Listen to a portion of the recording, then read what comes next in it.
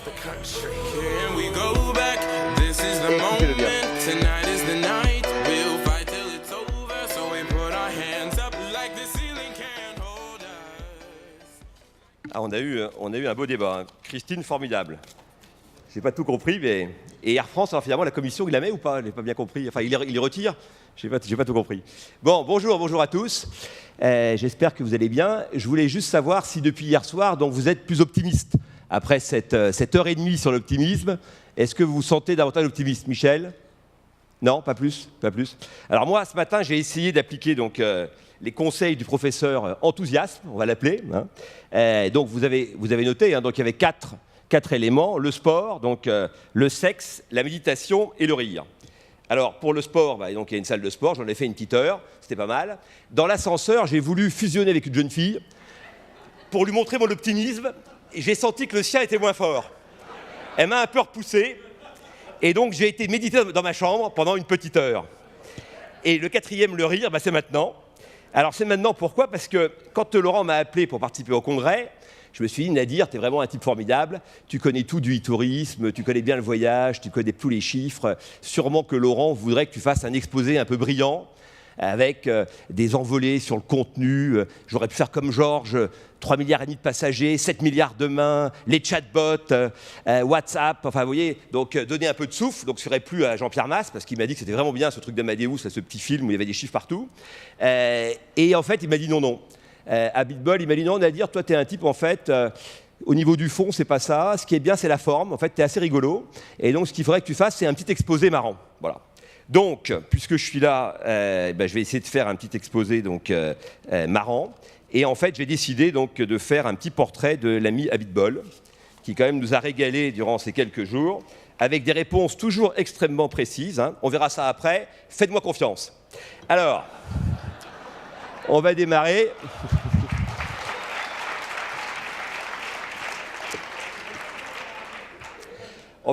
Donc j'ai fait un petit texte. Bon, alors ici, il y a un prompteur, j'essaye de lire en même temps, je ne sais pas si ça va bien marcher, mais enfin, on y va. On me dit que vous êtes pessimiste, voire déprimé.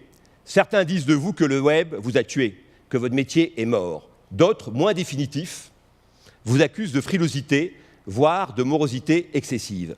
Alors vous, évidemment, ça vous crée le doute. Autant d'éléments à charge, de prophéties funestes. Mais tout cela, c'était avant. Avant l'avènement, avant l'arrivée du nouvel élu du voyage, qui s'est penché un soir de désœuvrement, avec gourmandise en plongeant sa main dans votre boîte de friandises. C'était un jour de janvier 2016, où le Donald Trump du tourisme, au message politique plutôt pratico-économique, s'est dit « pourquoi pas moi ?» et vous a dit « avec moi, vous allez faire de l'argent. Parce que moi, de l'argent, je sais en faire. » C'est un peu ça, non? Avec moi, vous allez faire de l'argent, parce que moi, l'argent, je sais en faire. Question poésie, c'était pas forcément ici. L'époque, disons-le, est au néo-pragmatisme non teinté de romantisme. Avec lui, au moins, on ne risquait plus la déchéance d'activité. Bien au contraire, c'était plutôt un excès de productivité.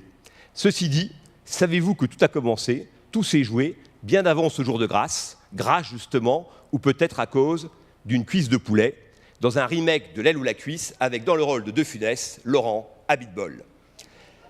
En effet, toutes ces grandes décisions, Lolo, que ce soit l'achat d'Havas ou la candidature à la présidence de Selectour, ont suivi le même rituel.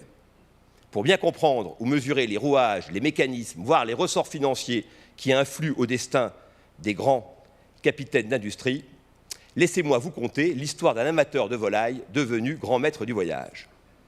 Vous comme moi, en toute simplicité, quand nous mangeons du poulet, c'est en général préparé par madame le dimanche midi. Pour nous, manger du poulet commence par une hésitation chez le boucher, rôti ou à cuire.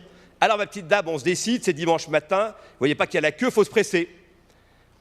Puis chez le marchand de légumes, nouvelle hésitation, pommes de terre ou haricots verts. Et pour finir, évidemment, la cuisson, grillée ou en cocotte. Nous voilà bien terre à terre, petites gens que nous sommes. Pas de vision, pas de souffle, pas de volume de jeu. Je comprends que nous ayons parfois des problèmes de bonne digestion.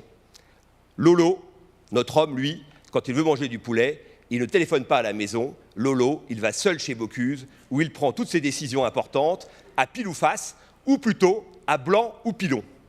Quand on vous dit que le tourisme, c'est scientifique, Pascal de Isaguirre, des grandes études pour finalement, tu vois, donc à l'arrivée, chez Bocuse, blanc ou pilon.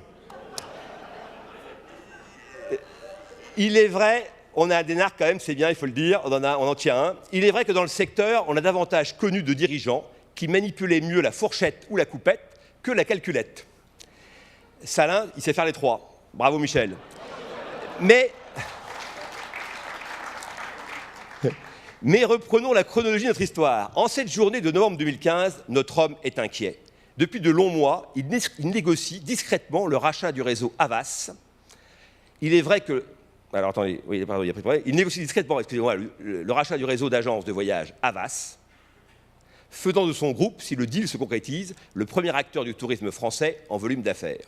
Le propulsant du statut de petit patron de PME régionale bien géré, ou plutôt géré serré, au rôle plus gratifiant de nouvelles stars du tourisme français, pouvant ainsi discuter avec des ministres et avoir des portraits faits par Gobert dans Tourmag.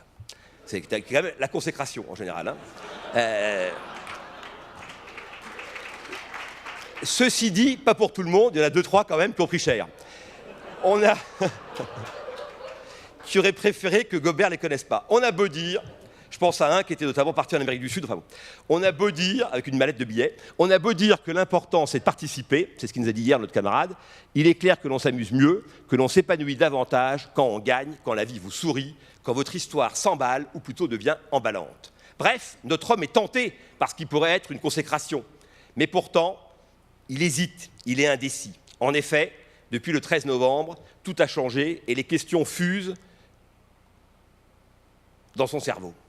Le tourisme va-t-il définitivement s'écrouler? Le voyage a-t-il un avenir? Un homme déchiré, on vous dit. Pour cet ancien étudiant modeste, ces questions font résonance à des passages difficiles de sa vie d'entrepreneur. Jamais il n'a eu à résoudre de tels problèmes philosophiques, voire métaphysiques, ayant toujours préféré les choses des mathématiques au raisonnement, disons, moins pratique. Notre homme est seul avec cette sacrée décision à prendre. Y aller ou passer son tour? Mais s'il renonce, ne va-t-il pas laisser un autre faire le deal? Hey, quand tu ne fais pas un deal, il y en a souvent un autre qui le prend à ta place. Ça, c'est embêtant. À faire trop le malin, ne risque-t-il pas d'avoir des regrets chaque matin de pluie en se disant « Ah, si seulement ». En même temps, se retrouver propulsé à la tête d'un groupe de 1300 salariés réalisant 1,2 milliard de volume d'affaires dans un marché qui pourrait s'écrouler, pas simple comme décision, pas simple. Quel sacré dilemme pour celui qu'on surnommait déjà l'agité du Rhône-Alpes. Et c'est là que les dieux lui envoient un signe. Il est assez connecté avec les dieux. Quand on vous disait que Lolo était un élu.